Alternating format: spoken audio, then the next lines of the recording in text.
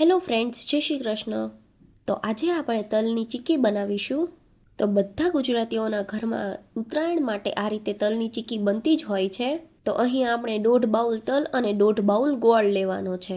તો અહીં જે ચીક્કીનો ગોળ આવે ને આપણે તે લીધો છે અને ગળને ચપ્પુથી વાતરીને આ રીતે લઈ લેવાનો. અને અહીં આપણે ગરમ કરવા એક કડાઈ મૂકવાની છે. તો તેમાં આપણે પહેલાં જે તલ લીધા છે ને તે ઉમેરી દેવાના અને તેને આપણે મુખવાસ બનાવતા હોય ને એ રીતે શેકી લેવાના છે. તો બધા જ તલ ફૂટવા લાગે ને એવા તલ આપણે શેકવાના છે. તો અહીંયા તમે જોઈ શકો છો કે તલ ફૂટવાનો અવાજ આવી રહ્યો છે. તો આ રીતે બધા જ તલ ફૂટી જાય ને તેવા શેકી લેવાના. તો અહીંયા આપણા બધા જ તલ શેકાઈને તૈયાર થઈ ગયા છે. તો આ રીતના તલ શેકાઈ જાય ને એટલે ગેસની ફ્લેમ બંધ કરી દેવાની અને એક બીજા વાસણમાં લઈ લેવાના. અને તે જ કડાઈમાં આપણે જે 1.5 બાઉલ ગોળ લીધો છે ને તે ઉમેરી દેવાનો અને તેમાં આપણે 2 નાની ચમચી જેટલું ઘી ઉમેરવાનું છે અને મોટી ચમચી ઉમેરો તો 1 ચમચી ઉમેરવું. તો હવે આપણે ગોળનો પાક લઈ લેવાનો છે. તો ગેસની ફ્લેમ અત્યારે આપણે હાઈ જ રાખીશું અને સતત ચલાવતું રહેવાનું છે. તો થોડી વારમાં જ આપણો બધો જ ગોળ પીગળી જશે. તો તમે જોઈ શકો છો કે આપણો ગોળ બધો જ સરસ મેલ્ટ થઈ ગયો છે અને હવે આપણે ગોળનો કલર ચેન્જ થાય ને એવો પાક લેવાનો છે. તો તમે જોઈ શકો છો કે પહેલાં આપણા પાકનો કલર યલો હતો અને હવે થોડો રતાશ જેવો થઈ ગયો છે. અને આવો પાક થઈ જાય ને પછી એક બાઉલ લેવાનું છે પાણી ભરેલું અને તેમાં થોડા ટીપા આપણે ગોળના ઉમેરવાના છે અને 2-3 સેકન્ડ જેવું આપણે તેને સાઈડમાં ઠંડુ થવા દેવાનું. તો થોડી વાર પછી જોઈએ ને તો ગોળ આપણો ફટાફટ જ ભાંગી જાય છે.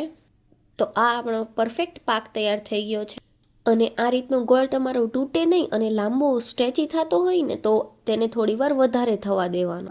પણ પાક તમારે આ રીતના જ લેવાનો છે. તો હવે તેમાં આપણે શેકેલા તલ ઉમેરી દેવાના છે અને ગેસની ફ્લેમ આપણે સ્લો કરી દેવાની છે.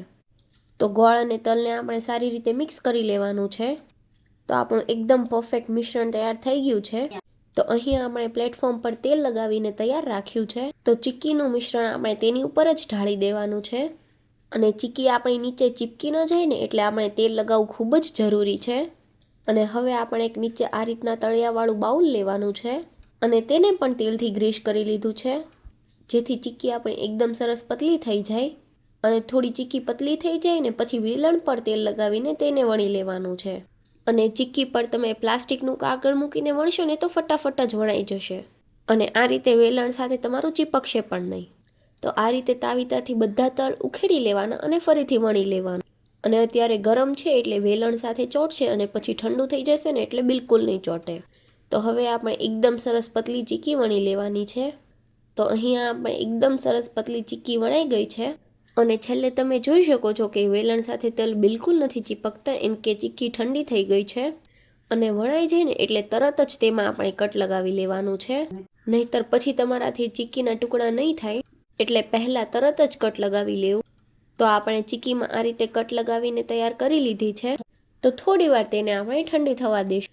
તો તમે જોઈ શકો છો કે આપણી ચીક્કી ઠંડી થઈ ગઈ છે અને એકદમ આસાનીથી જ ઉચકાઈ જાય છે. અને ચીક્કી આપણે આ રીતે જ્યાં કટ લગાવ્યા છે ત્યાંથી ભાંગીએ ને તો ફટાફટ જ ભંગાઈ જાય છે.